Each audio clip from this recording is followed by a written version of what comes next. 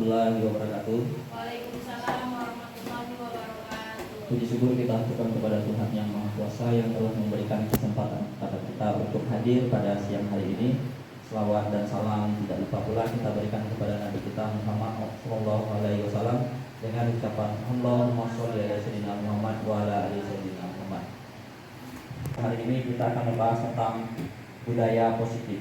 Sebelum kita lanjut, kita perhatikan dulu tentang pengertian budaya positif. Budaya positif seringkali seperangkat nilai, keyakinan, dan kebiasaan yang menciptakan lingkungan yang sehat, aman, dan mendukung bagi orang lain. Budaya positif menerapkan kebiasaan baik di sekolah untuk membentuk karakter positif. Jadi budaya dari kebiasaan-kebiasaan yang ada di sekolah itu, kita sebagai seorang guru sudah membudayakan budaya positif yang ada di lingkungan sekolah. Tinggal saja kita belum maksimal untuk membudayakan tentang budaya positif tersebut. Konsep inti budaya positif, yang pertama ada perubahan paradigma belajar. Yang kedua, disiplin positif. Yang ketiga, nilai-nilai kebajikan. Yang keempat, kebutuhan dasar manusia. Yang kelima, motivasi perilaku manusia. Yang keenam, keyakinan kelas. Yang ketujuh, segitiga restitusi. Dan kedelapan, posisi kontrol guru. Nah, inilah yang akan kita bahas nanti tentang konsep inti budaya positif. Yang pertama, perubahan paradigma belajar. Pembelajaran dengan paradigma baru merupakan pembelajaran yang dirancang berdasarkan prinsip pembelajaran berdiferensiasi, sehingga peserta didik belajar sesuai dengan kebutuhan berdasarkan tahap perkembangan untuk mewujudkan profil pelajar Pancasila. Jadi konsep pembelajaran berdiferensiasi inilah yang akan kita terapkan, yang mana adanya keberpihakan guru kepada murid. Jadi apakah selama ini pembelajaran sudah berpihak kepada murid? Tinggal saja kita lagi yang akan menjawab. Apakah yang kita ajarkan sudah benar atau belum? Kalau belum tepat, di saat sinilah kita memulai mengubah pandangan kita terhadap peserta didik. Pembelajaran yang bersifat kita memerdekakan murid. Lanjut, disiplin positif. Salah satu cara penerapan disiplin yang memiliki tujuan untuk menumbuhkan kesadaran dan memberdayakan peserta didik tanpa penghargaan, ancaman, atau hukuman. Kita masih juga menggunakan proses dalam pembelajaran kita dalam kehidupan sehari-hari, bahwa kita suka memberikan penghargaan, kita memberikan ancaman atau hukuman kepada murid. Di sini rupanya kurang efektif atau kurang bagus. Kalau seandainya kita sering dalam keadaan dalam pembelajaran kita memberikan penghargaan kepada murid, timbul nanti hal-hal yang negatif. Seandainya suatu saat kita tidak memberikan lagi penghargaan, murid akan lemah atau malas untuk berdaya saing. Apalagi ancaman. Kalau pembelajaran pakai ancaman, akhirnya Pak anak tidak dalam artian kalau kita memberikan ancaman kepada anak tidak, apalagi ada pembelajaran dalam ketakutan, apalagi memberikan hukuman. Ini masih ada terdapat pada guru-guru, khususnya saya pribadi gitu. Kita masih menggunakan penghargaan kepada siswa, memberikan penghargaan, ancaman dan hukuman. Dampaknya ya akan negatif yang akan didapatkan oleh siswa. Nilai-nilai kebajikan. Nilai-nilai kebajikan universal dalam dunia pendidikan dapat diartikan sebagai standar, ukuran atau norma yang kebaikan yang disepakati bersama oleh lembaga institusi pendidikan. Kesepakatan tersebut berlaku universal untuk setiap orang yang berada di lingkungan lembaga institusi tersebut, tanpa memandang suku, agama, ras atau latar belakang sosial. Ini nilai-nilai kebajikan. Nilai-nilai kebajikan itu sudah tertuang di dalam diri kita masing-masing atau di dalam diri guru. Hanya saja kita dalam kehidupan sehari-hari kurang menuangkannya. Padahal banyak sekali dari nilai-nilai kebajikan itu yang harus kita terapkan di lingkungan sekolah. Agar apa? Agar siswa juga bisa menerapkan nilai-nilai kebajikannya di diri dia dan teman-teman dia. Supaya di lingkungan sekolah itu penuh dengan nilai-nilai kebajikan. Hingga tidak ada lagi bullying, tidak ada lagi berkata kotor atau saling ejek-mengejek di lingkungan sekolah. Ini nilai-nilai kebajikan. Dari profil pelajar Pancasila ada nilai-nilai kebajikannya: beriman dan bertakwa kepada Tuhan Yang Maha Esa, berakhlak mulia, berkebinekaan global, gotong royong, mandiri, kreatif, bernalar kritis. Ini ya. Jadi beriman dan bertakwa kepada Tuhan Yang Maha Esa. Ini yang perlu diharapkan betul oleh profil pelajar Pancasila. Berakhlak mulia. Kalau seandainya dia beriman dan bertakwa, insya Allah dia akan berakhlaknya mulia. Dan berkebinekaan global. Lanjut, primary years program, yaitu nilai-nilai kebajikannya ada toleransi, rasa hormat, integritas, mandiri, menghargai, antusias, empati, keingintahuan, kreativitas, kerjasama, percaya diri, dan komitmen. Kalau ini yang ada pada diri siswa semuanya, insya Allah siswa-siswa kita akan lebih hebat. Kalau dia punya toleransi yang tinggi, rasa hormat kepada guru dan sesama, dan dia mandiri, itu akan membuat lingkungan sekolah akan lebih baik. Untuk keterampilan diri, dapat dipercaya.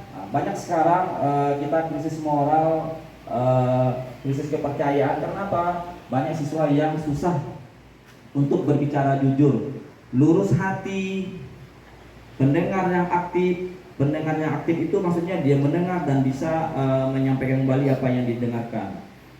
Tidak merendahkan orang lain, dan ini juga terjadi pada diri kita. Kita suka merendahkan siswa, dan selalu kita siswa menjadi bahan bulian orang lain gara-gara jiwa suka merendahkan orang lain tersebut. Yang berikutnya, memberikan yang terbaik dari diri. Apabila kita memberikan hal yang terbaik dari diri kita kepada orang lain, insya Allah hal-hal positif akan keluar, dan nilai-nilai kebajikan ini bisa kita laksanakan dengan baik. Kebutuhan dasar manusia. Ada 5 kebutuhan dasar manusia. Yang pertama, bertahan hidup, kasih sayang, kebebasan, penguasaan, dan bersenang-senang. Bertahan hidup bersifat fisiologis. Untuk bertahan hidup misalnya rumah, makanan, dan kesehatan. Kasih sayang, kebutuhan psikologis. Kebutuhan ini meliputi kebutuhan akan hubungan dan koneksi sosial, kebutuhan untuk memberi dan menerima kasih sayang, dan kebutuhan untuk merasa menjadi bagian dari satu kelompok atau kebutuhan untuk diterima. Jadi kasih sayang ini, kebutuhan kasih sayangnya betul-betul harus kita terapkan di lingkungan sekolah. Bagaimana kita tidak membeda-bedakan antara siswa satu dan siswa yang lain, agar kita bisa dilihat oleh siswa bahwa guru-guru ini betul-betul menempatkan dirinya jadi seorang guru yang sesungguhnya. Kebebasan. Kebebasan ini maksudnya kebutuhan akan kemandirian, otonomi, memiliki pilihan dan mampu mengendalikan arah hidup seseorang. Anak-anak dengan kebutuhan kebebasan yang tinggi menginginkan pilihan, banyak bergerak, suka mencoba-coba, tidak terpengaruh orang lain, dan senang hal baru serta menarik. Jadi kita bisa melihat, apabila siswa kita yang tidak nyaman duduk di dalam kelas, ingin mencoba hal yang baru, selalu aktif, mungkin dia punya nilai-nilai kebebasan yang ada di diri kita, di dirinya. Tinggal guru yang akan mengarahkan bagaimana mengubah kebebasan itu jadi hal pembelajaran yang baik bagi diri dia. Yang berikutnya, penguasaan. Kebutuhan yang berhubungan dengan kekuatan untuk mencapai suatu menjadi kompeten, jadi terampil, diakui atas prestasi dan keterampilan, serta memiliki rasa harga diri. Jadi nilai penguasaan ini yang berhubungan dengan kekuatan untuk mencapai sesuatu. Jadi kita lihat anak-anak yang di kelas yang punya daya saingnya tinggi, mungkin dia punya jiwa penguasaan di dirinya.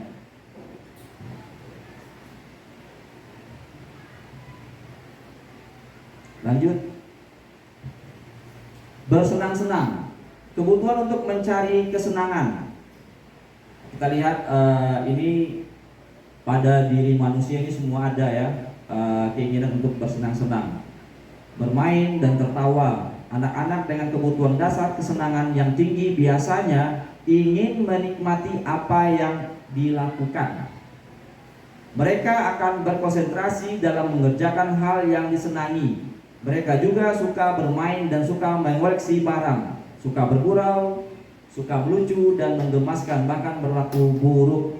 Jadi kalau seandainya jiwa bersenang-senang ini salah digunakan, dia akan berperilaku buruk dalam hal belajar. Kalau dominan rasa bersenang-senangnya, akhirnya apa? Anak-anak banyak bermainnya, akhirnya konsep pembelajarannya akan tertinggal dan cenderung akan mengganggu orang lain. Bahkan dia menganggap guru, kalau seandainya jiwa ini dominan kepada anak, mengajak guru untuk bermain-main, dan dia akan menguasai gitu. Jadi tergantung dari guru untuk memaksimalkan kemampuan siswa tersebut. Motivasi perilaku manusia, ada ekstrinsik dan ada intrinsik. Kalau ekstrinsik untuk menghindari ketidaknyamanan, hukuman, untuk mendapatkan imbalan penghargaan dari orang lain. Kalau intrinsik untuk menjadi orang yang mereka inginkan dan menghargai diri sendiri dengan nilai-nilai yang mereka percaya. Hukuman. Kalau hukuman itu tidak terencana, tiba-tiba. Jadi kalau nilai hukuman, kalau kita melihat siswa dengan keadaan situasional, kita langsung ngejudge. Misalnya kalau siswa terlambat, mengapa terlambat? Silakan kamu ambil sampah. Itu nilai-nilai hukuman itu ya.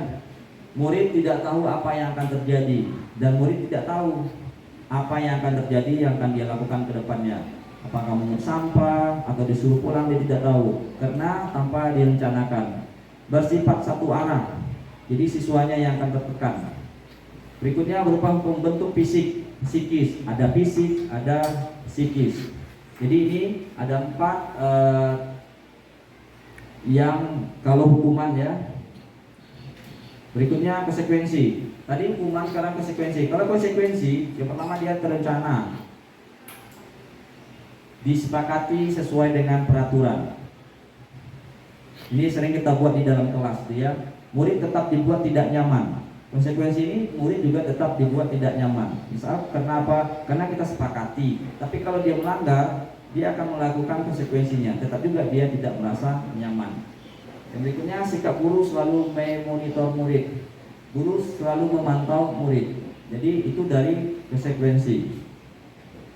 Dan yang berikutnya, restitusi. Restitusi proses menciptakan kondisi bagi murid untuk memperbaiki kesalahan. Nilai yang diharapkan ada kepada guru, yaitu proses menciptakan kondisi bagi murid untuk memperbaiki kesalahan. Jadi murid kalau salah, kita mengajar bagaimana cara memperbaiki kesalahannya. Misalnya dia melanggar, terlambat masuk.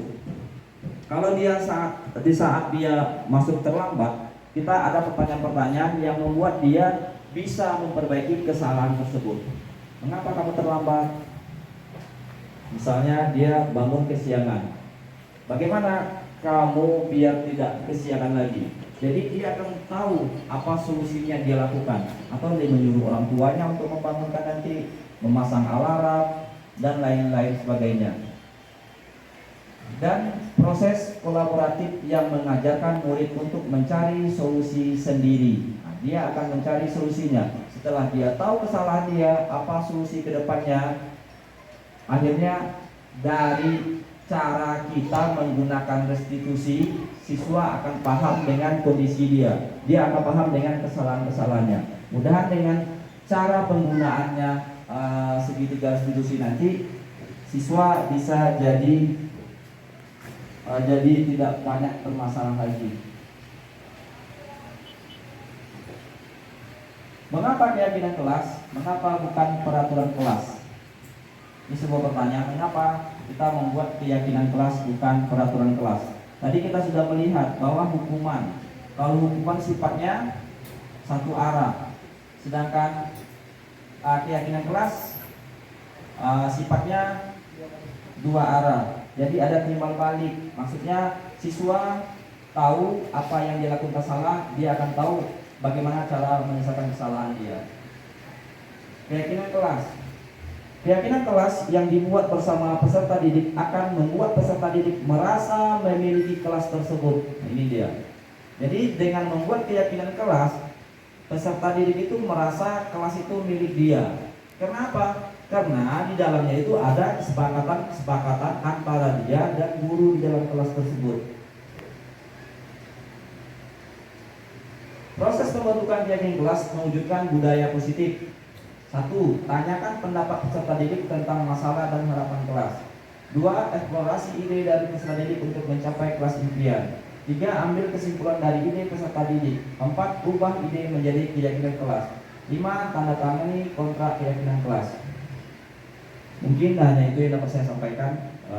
Saya akhiri. Wassalamualaikum warahmatullahi wabarakatuh. Waalaikumsalam.